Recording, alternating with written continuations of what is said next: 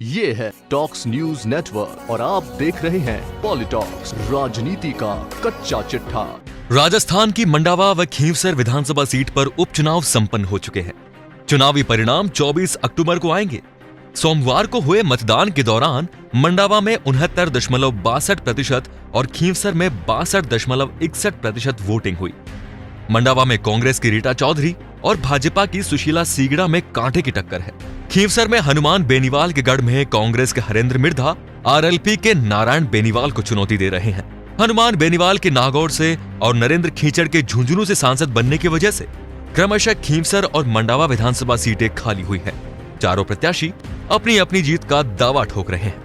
आइए अब जानते हैं मंडावा विधानसभा सीट के बारे में। मंडावा में आजादी के बाद से अब तक हुए चुनाव में भाजपा सिर्फ एक बार यानी 2018 में ही विधानसभा चुनाव जीती है। कांग्रेस की ओर से इस सीट पर विकास सबसे बड़ा चुनावी मुद्दा है, लेकिन भाजपा द्वारा सत्ता का दुरुपयोग एवं कर्मचारियों के तबादलों जैसे मुद्दों पर सरकार को चुनाव प्रचार के दौरान घेरा गया। मंडावा में कुल 2,27,414 मतदाता हैं, जिनमें पुरुष मतदाताओं की संख्या 1,17,742 है, तो वहीं महिला मतदाता 1,09,672 है। मंडावा उपचुनाव के लिए 259 मतदाता केंद्रों पर मतदान किया गया। मंडावा से भाजपा प्रत्याशी सुशीला सींगड़ा 3 बार से प्रधान है। क्षेत्र में उनकी अच्छी पकड़ है। वहीं सुशीला सींगड़ा के सामने भाजपा कार्यकर्ताओं द्वारा भीतरघात का खतरा भी है।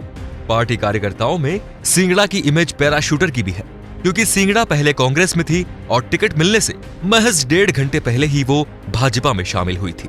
वहीं मंडावा से कांग्रेस प्रत्याशी रीटा चौधरी को प्रदेश में कांग्रेस की सरकार होने का फायदा मिल सकता है। साथ ही टिकट मिलते ही रीटा ने घर घर जाकर मतदाताओं से संपर्क बनाने में भी कामयाबी हासिल की है। रीटा ने पिछले 3 विधानसभा चुनाव मंडावा से लड़े हैं। इनमें 2018 का चुनाव रीटा ने जीता था, तो वहीं 2013 के चुनाव में निर्दलीय के रूप में, तो 2018 के चुनाव में कांग्रेस के टिकट पर रीटा को हार का सामना करना पड़ा था।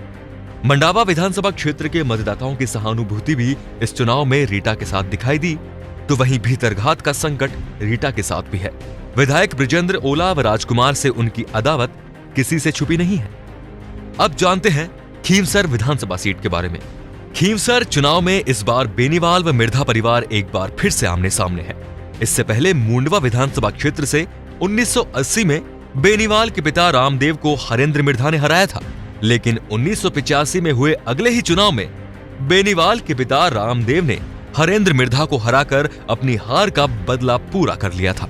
2008 में हुए परिसीमन में मुंडड़ा व नागौर से ही खींवसर सीट बनी थी, जिस पर 2008, 2013 व 2018 के चुनाव में हनुमान बेनीवाल ने जीत दर्ज की है। भाजपा समर्थित रालोपा के टिकट पर खींवसर से चुनाव लड़ रहे नारायण बेनीवाल प्रत्याशी के रूप में पहली बार चुनावी मैदान में थे, लेकिन चुनाव मैनेजमेंट का उनके पास अच्छा खासा अनुभव है। उनके बड़े भाई व नागौर सांसद हनुमान बेनीवाल के सभी चुनाव में मैनेजमेंट का सारा काम नारायण ने ही संभाला है, इसीलिए क्षेत्र के लोगों में उनकी अच्छी खासी पकड़ है। वहीं उनकी इमेज अपने बड़े भाई के उलट एक साधारण व्यक्तित्व की है।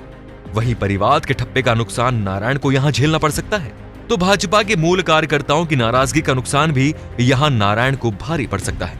वहीं कांग्रेस प्रत्याशी हरेंद्र मिर्धा को प्रदेश में कांग्रेस की सरकार होने का फायदा मिल सकता है, तो उम्र का तगाजा होने के कारण व उनका आखिरी चुनाव होने के कारण उन्हें क्षेत्र के लोगों की सहानुभूति भी मिलती दिखाई दी। तो चुनाव प्रचार के दौरान ज्यादा भागदौड़ नहीं करने का नुकसान भी यहां हरेंद्र मिर्धा को उठाना पड़ सकता है। बहरहाल मंडावा व खींवसर दोनों ही विधानसभा सीटों पर सभी उम्मीदवारों की किस्मत ईवीएम में कैद हो गई है। आने वाली गुरुवार को ही पता चलेगा कि मंडावा में कांग्रेस के परंपरागत उम्मीदवार रीटा चौधरी को या कांग्रेस से भाजपा में शामिल हुई सुशीला सींगड़ा में से किसको मंडावा की जनता ताज पहनाती है। लेकिन जानकारों की माने तो मंडावा में रीटा चौधरी की जीत तय मानी जा रही है। वहीं खींवसर में कांटे की टक्कर के चलते कुछ भी कहना जल्दबाजी होगी, पर युवा मतदाताओं का विश्वास कायम रहा तो नारायण बेनीवाल की जीत हो सकती है। पॉलिटॉक्स ब्यूरो, जयपुर। ये है टॉक्स न्यूज नेटवर्क और आप देख रहे हैं पॉलिटॉक्स, राजनीति का कच्चा चिट्ठा।